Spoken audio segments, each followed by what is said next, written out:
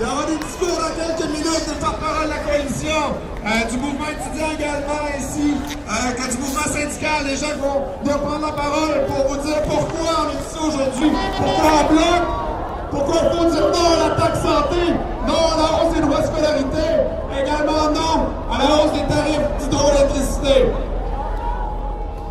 Moi c'est Chacha, je suis étudiant en socio en études féministes à l'UQAM. On est en grève depuis maintenant quelques jours, en grève générale illimitée, contre une hausse des frais de scolarité de 1 650 $, donc c'est énorme. La facture étudiante en ce moment est autour de 2 200 $, donc ça va énormément l'augmenter, surtout qu'il y a déjà eu des augmentations ces 2 dernières années, donc au final ça va faire 125% d'augmentation des frais de scolarité, donc c'est vraiment énorme. Nous disons aujourd'hui non à la hausse des frais de scolarité, non à la taxe santé de 200 $, non aux hausses annoncées des tarifs d'hydroélectricité. Alors on est ici en grand nombre et on va rester jusqu'à temps que vous changez d'idée. Solidarité!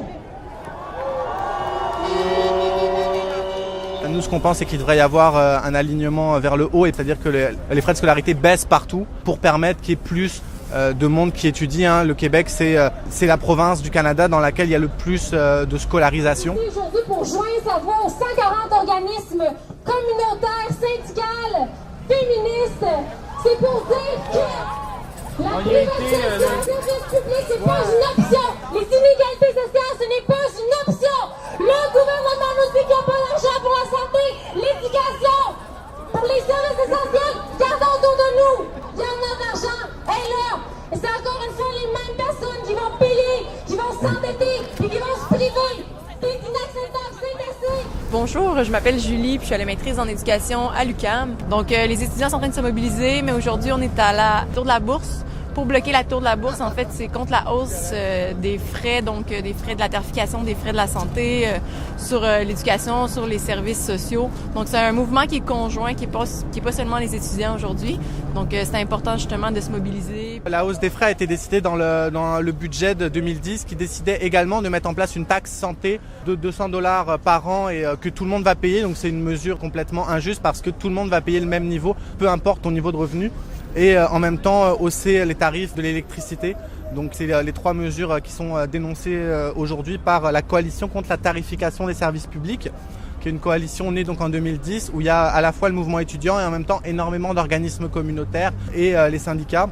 Et aujourd'hui on bloque donc la bourse de Montréal.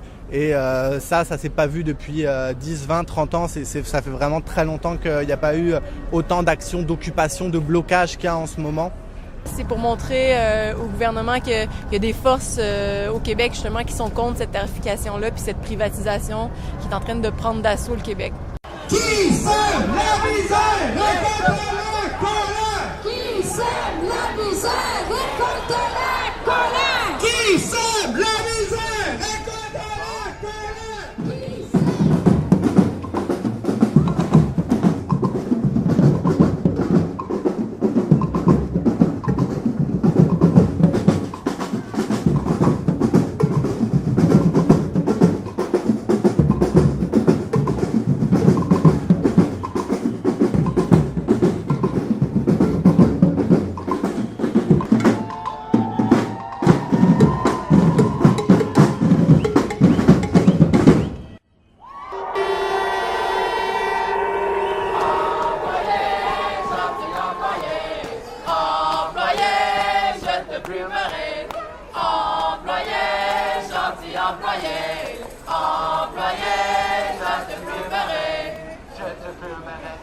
Je te plumerai, droit de grève. Et chômage. Et droit de grève. Et droit de grève.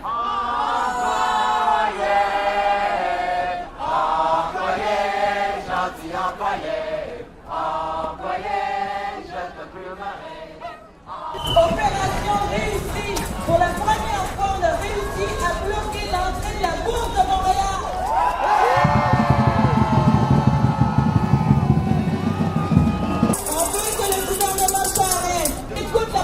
Du Québec et que cette population du Québec qui est solidaire des étudiants, parce que c'est pas juste la lutte des étudiants, c'est une lutte sociale, c'est une lutte qu'on veut que les étudiants puissent sortir de leurs études sans être endettés. On veut que les gens puissent se faire soigner sans être taxés sur leur santé. On veut que les plus pauvres n'aient pas de votation encore d'Hydro-Québec. Et on veut que le 1% qui détienne l'argent, c'est notre argent parce que c'est à la cause de notre travail qu'on ramasse cet argent-là. On veut qu'ils nous la redonnent.